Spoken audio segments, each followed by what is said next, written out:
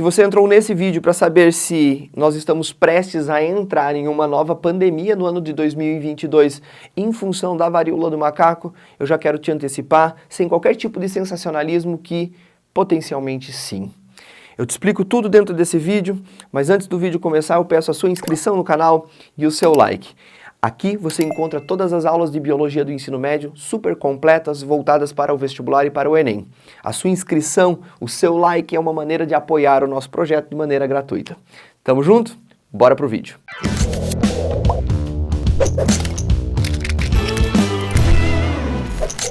Bom, vamos lá. Eu quero conversar com vocês a respeito da situação epidemiológica dessa doença nesse momento. Quero falar a respeito dos sintomas e como essa doença se manifesta no nosso organismo, como é que se transmite a varíola do macaco e principalmente como que se previne com relação a ela. Mas antes disso tudo começar, eu preciso explicar para vocês o que é a varíola do macaco. Porque quando a gente fala de varíola, imediatamente, obviamente, vem à nossa cabeça a ideia da varíola humana, uma doença extremamente perigosa, uma doença que só no século XX matou 300 milhões de pessoas por baixo, uma doença que acompanha a história humana recente, até uma história antiga. A gente acredita que, inclusive, o faraó egípcio Ramsés V tenha morrido de varíola, isso há 1000 anos antes de Cristo.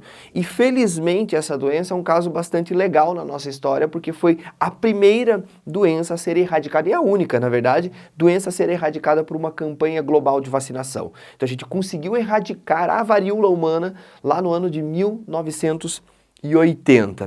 E isso é interessante, isso é importante para que a gente compreenda a monkeypox. Agora vamos lá. A monkeypox pertence à mesma família, a família Poxviridae, a mesma família da varíola humana. A gente chama esse vírus atualmente de MPXV, Monkeypox vírus. São doenças muito parecidas, com um quadro de sintomas praticamente idênticos, só que numa intensidade diferente. A varíola humana muito agressiva e a monkeypox, felizmente, não tanto, mas com o potencial de causar alguns problemas, talvez não associado tanto à saúde, mas associado principalmente às questões econômicas, e eu explico isso para você na sequência. Como é que é esse vírus? E aí, pensando um pouquinho em vestibular. Ele é um vírus envelopado, ou seja, ele tem uma membrana plasmática. Essa membrana que ele carrega é a membrana das células que ele destrói. Então, quando ele rompe as células hospedeiras, ele acaba segurando uma membrana para ele. A gente chama isso de envelope viral, é uma membrana associada com proteínas. Aí ele tem uma dupla cápsula proteica. Olha que interessante. O capsídeo, que é aquela estrutura que a gente normalmente encontra os vírus protegendo o material genético, é essa espiral em azul aqui. Eu chamo ele de capsídeo ou de núcleo capsídeo. Lá dentro dessa espiral a gente vai ter o material genético na forma de um DNA, dupla fita. Então, diferentemente da Covid, da gripe, da febre amarela, que são doenças causadas por vírus de RNA, aqui a gente tem um vírus de DNA dupla fita. Prof, não é redundante a gente falar DNA dupla fita, não em caso de vírus. Nos outros organismos, tá? Considerando o vírus aí um organismo, nos outros organismos, sempre que tem DNA, a gente está falando de um DNA dupla fita. Só que em vírus existe sim vírus que tem o DNA fita simples. Por isso que é importante colocar isso aqui para vocês, pensando em prova de vestibular e outras coisas mais. Agora, olha que curioso.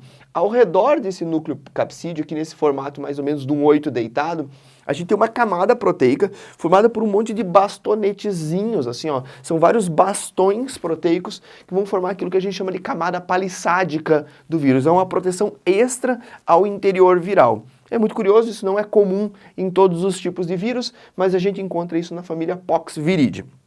Aí, vindo para cá, eu preciso conversar com vocês a respeito da situação epidêmica. Assim, ó, é óbvio que esses números estarão desatualizados em menos de 24 horas.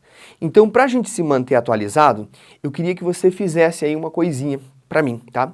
Fosse lá nos comentários, e lá no primeiro comentário que eu deixei fixado para vocês, há um link. O link para o CDC, que é como se fosse tipo como se fosse, como é que eu posso dizer? A Anvisa dos Estados Unidos, tá? A Anvisa. Então eles têm lá, nesse Centro de Controles de Doenças, o CDC, eles têm boletins que eles estão atualizando com relação à monkeypox e com dados informativos do número de casos no mundo e em cada um dos países. Eu quero que você entre nesse link aqui, ó, e coloque aí a data em que você está visualizando esse vídeo e o número de casos que a gente tem no mundo e o número de casos que a gente tem no Brasil. O CDC, ele demora um pouquinho para atualizar. Então, por exemplo, na hora que eu gravei esse vídeo, a gente tinha 900 e alguma coisa no CDC casos do Brasil, mas a gente sabe que são 1.259 casos. Mais de 22 mil casos no mundo inteiro. Eu estou falando do dia 30/7. Então coloca aí no comentário a data em que você está assistindo esse vídeo e quantos casos há no momento no mundo e no Brasil. A minha ideia, a minha intuição diz que provavelmente dentro do próximo mês esse valor no Brasil e provavelmente no mundo também vai triplicar em um mês. Isso, com certeza, nos desperta um alerta. E eu quero explicar o porquê que isso provavelmente vai triplicar, mas vem comigo. Professor, você colocou aqui ponto de interrogação mortes. Quando eu fiz a primeira pesquisa para fazer esse vídeo, eu tinha um relatório que indicava 15 óbitos no mundo inteiro. 2 dias depois, saiu de 15 para 5. Quer dizer que as pessoas não morreram, professor? Pois é, quer dizer que alguns desses casos eram de pessoas que tinham morrido, mas não decorrentes da monkeypox. E aí eles atualizaram. A gente tem o primeiro óbito no Brasil, registrado agora na sexta-feira, foi dia 29/7. A gente teve também o primeiro óbito na Espanha, na mesma data. E o dado atual é de 9 óbitos no mundo inteiro. Porém, eu já peguei uma informação bastante recente que está dizendo que só no continente africano nós temos 75 óbitos registrados. Então, como a gente está com dados ainda muito preliminares, eu preferi colocar nenhum número aqui para vocês, beleza? O que é importante sacar?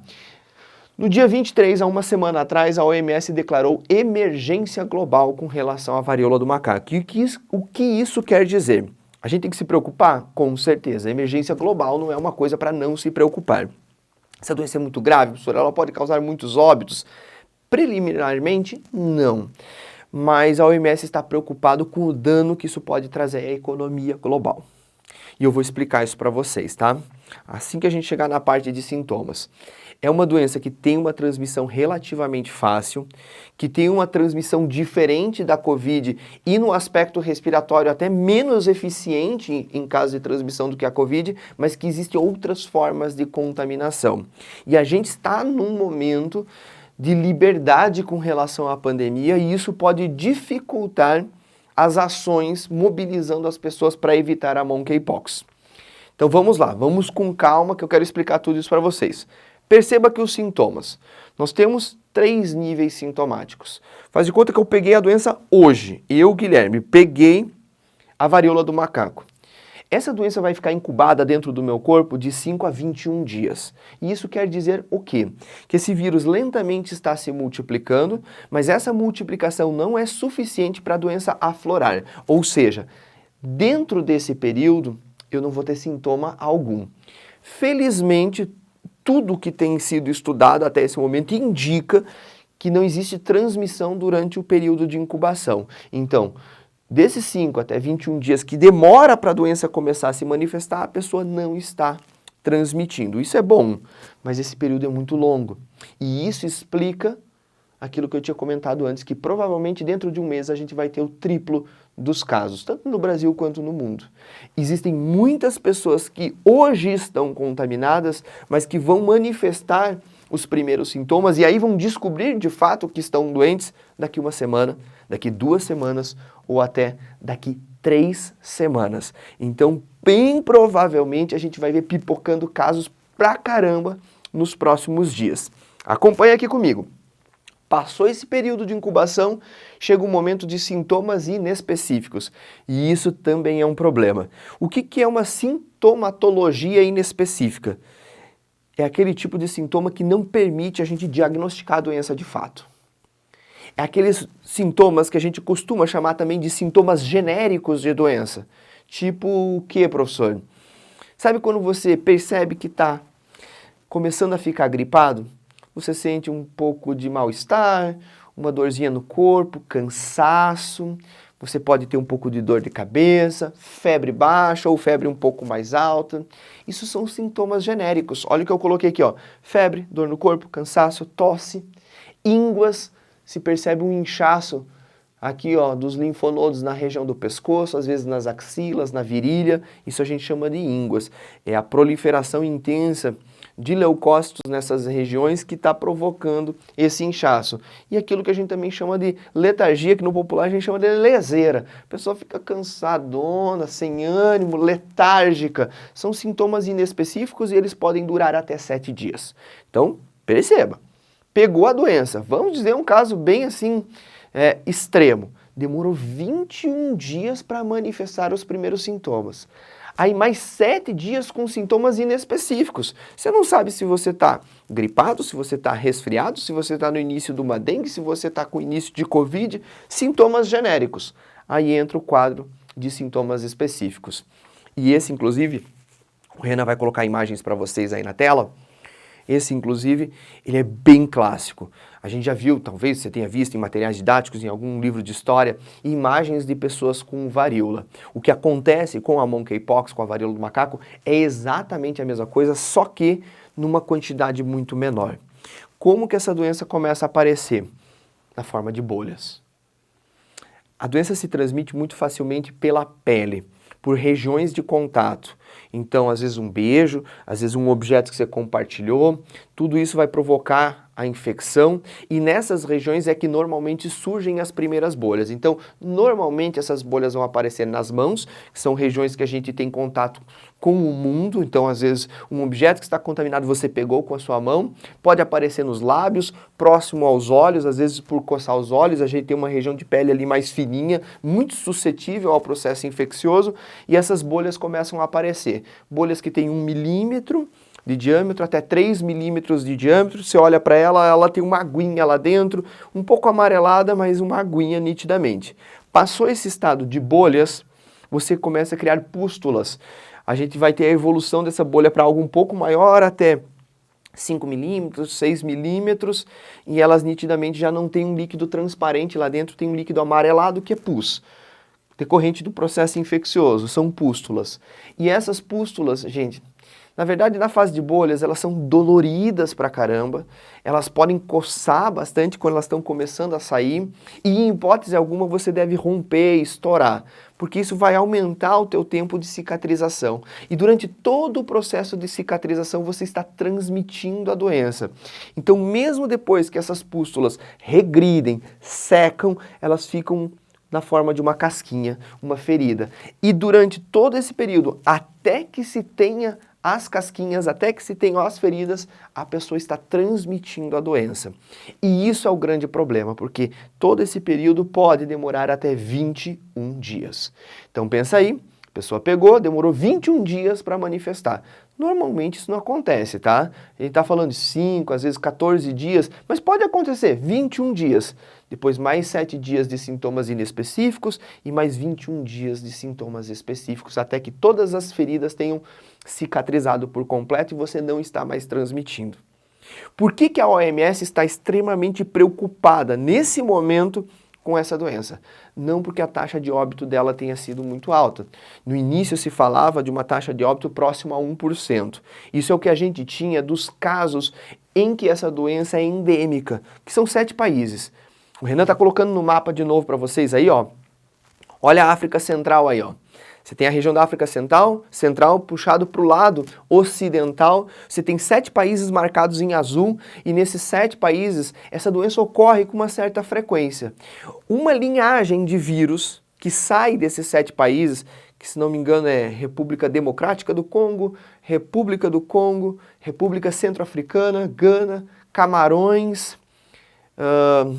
Quais são os outros, Renan? Coloca aí no quadro para mim. Nigéria e Libéria. Acho que são esses 7, tá? Maravilha. Então, esses 7 países, a gente tem a doença se transmitindo de pessoa para pessoa, ocorrem surtos controlados de vez em quando, e os principais bancos reservatórios dessa doença são roedores. Só não são macacos? Não, são roedores nativos que ocorrem em toda a região subsaariana, principalmente nesse centro africano. E esses roedores provavelmente passaram a macacos que são vítimas como nós da doença. O que acontece é que provavelmente pessoas na Espanha e na Bélgica saíram dessas regiões africanas, levaram a doença para os seus países e a doença começa a se espalhar na Europa e da Europa para o mundo a partir de uma linhagem de vírus felizmente não tão agressiva. Eu falava que esse vírus que circula de maneira endêmica nessas regiões ele tem uma taxa de 1% de óbito. O que provavelmente a gente está vivendo nesse momento é um vírus que tem uma taxa de 0,1% de óbito. É uma taxa de óbito baixa? É baixíssima. Só que o tempo que a pessoa vai ficar afastada do seu trabalho em função do tempo de contaminação é muito grande. Imagine se você for diagnosticado hoje com monkeypox, você pode ter que ficar afastado do seu trabalho até um mês inteiro. E isso é um problema do ponto de vista econômico. Imagine uma pessoa que tem vários funcionários lá na sua empresa, 2, 3 pegam monkeypox. É um mês cada um afastado. Aí aparece um outro com monkeypox, depois um outro também. Aí uma empresa já não tem mais funcionários trabalhando. Isso é um problema sério. Prof, como que se transmite essa doença? Vamos lá. Contato com as lesões em qualquer um desses 3 estágios, ok? Secreções corporais, a gente está falando, talvez, né? Isso não está nada certo, mas talvez o suor tenha capacidade de transmissão, secreções lacrimais, salivares, secreções de muco nasal, tudo isso tem potencial de transmissão. Contato com objetos, então se uma pessoa contaminada passou vírus para um objeto, você tocar aquele objeto, existe sim chance de você se contaminar. Isso acontece bastante por compartilhamento de lençóis, por compartilhamento de toalhas, de roupas, o que às vezes é comum em alguns locais do mundo. E também a gente não pode esquecer que esses vírus que ficam em objetos como lençóis, às vezes podem ser suspensos no ar. A pessoa vai lá arrumar a cama, dá uma sacudida no lençol, joga vírus para o ar, esse vírus cai na boca e pode trazer problema. E aí a gente está falando principalmente de gotículas de saliva, como a secreção corporal mais importante, e bem provavelmente relações sexuais. Por que você colocou esses pontos de interrogação?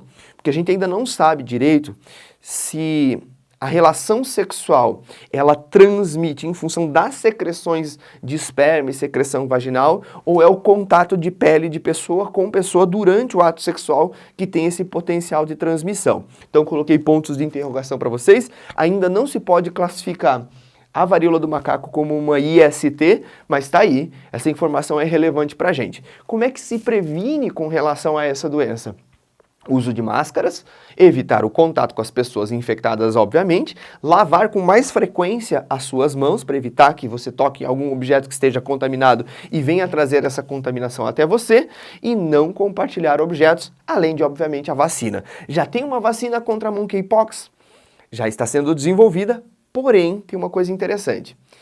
Todo mundo com mais de 42 anos hoje, bem provavelmente foi vacinado contra a varíola humana.